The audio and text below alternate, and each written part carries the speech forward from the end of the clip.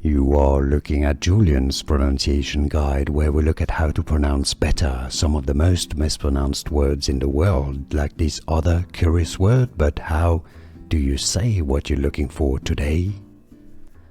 Let's learn how to pronounce this word in English. If you want to learn more confusing vocabulary in English, especially the noun that corresponds to this verb, because many mispronounce it, stay tuned to the channel, and to the end I've got that video for you that you need to watch. So let's break down how this is pronounced. Emphasize. Both British and American English pronunciations are similar here. Stress on that first M syllable, size. Because you stress on the first syllable, it's emphasize. Emphasize. It's easy, and now you know. Watch that video next. Here are more videos on how to pronounce more confusing words and names too many mispronounced. Like this video if you found it useful. I appreciate your support. I'll see you soon, and thanks for watching.